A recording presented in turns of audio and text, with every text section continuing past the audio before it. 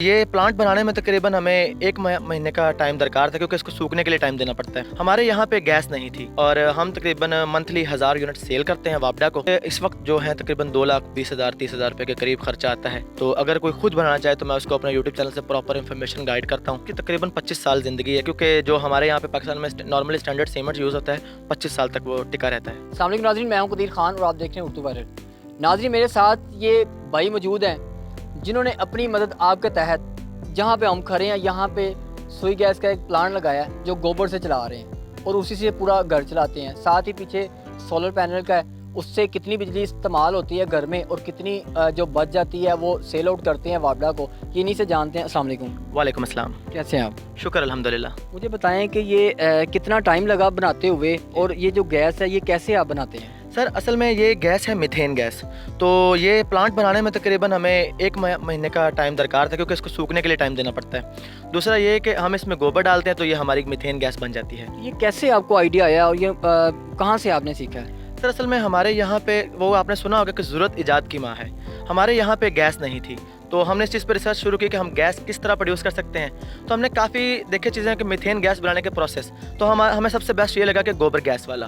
तो हमने गोबर गैस प्लांट बनाया, थोड़ी सी गाय ख़रीद ली। तो अभी क्या है कि हमारा दूध भी घर का और गैस भी घर की। तो ये कुछ दोस्तों के साथ मिलकर किया है या खुद ही किया है अकेले? नहीं सर, इंडिविजुअली किया है, अकेले किया है।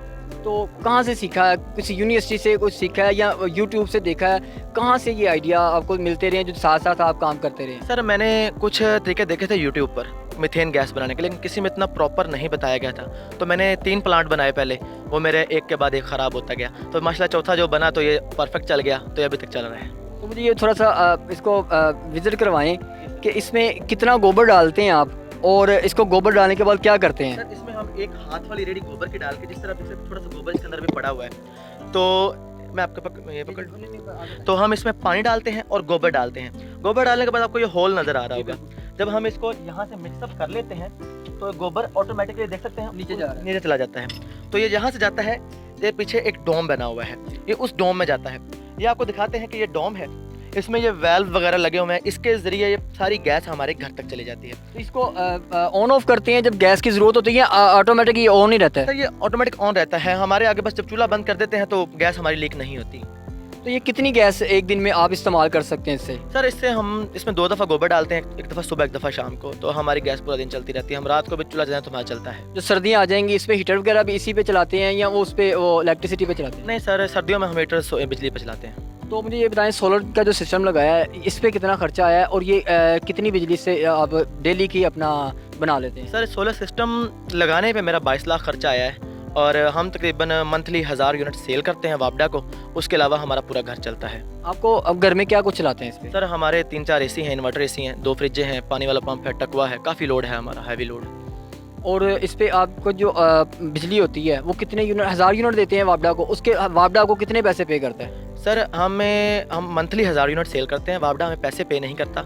जो हम रात के टाइम बिजली कंज्यूम करते हैं वो हमारी उसमें माइनस हो जाती है। कनेक्शन बिजली का लिया हुआ है वापडा से भी? जी सर, हम असल में हम एक तरह से हमने नेशनल ग्रिड को अपनी बैटरी बनाया हुआ है, हम उनको सेल करते हैं, रात को उनसे ख़रीद लेते हैं। लेकिन इतना तो नहीं अपना इस्तेमाल कर लेते होंगे ना आप? जितना 1000 यूनिट तो बहुत ज़्यादा होता है। 1000 यूनिट तो एक माह में वैसे नहीं जलता।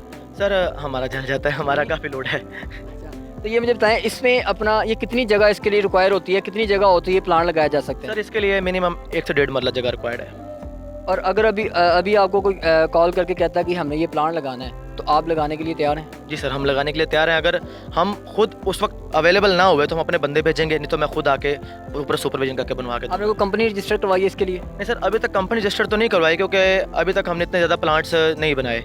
जैसे इंशाल्लाह हमारे प्लांट बनेंगे तो हम कंपनी रजिस्टर करेंगे अपनी। आप यूट्यूबर भी हैं तो यूट्यूब पे क्या कुछ दिखाते हैं? सर यूट्यूब पे मैं इलेक्ट्रिक बाइक्स बनाने का तरीका बताता हूँ, सोलर सिस्टम लगाने का तरीका बताता हूँ, गोबर गैस लगाने का तरीका बताता हूँ। तो हमारा चैनल है DN सोलर सोल्यूशंस के नाम से, तो हम उस पर तमाम किस्म की इन्फॉर्मेशन प्रोवाइड करते हैं।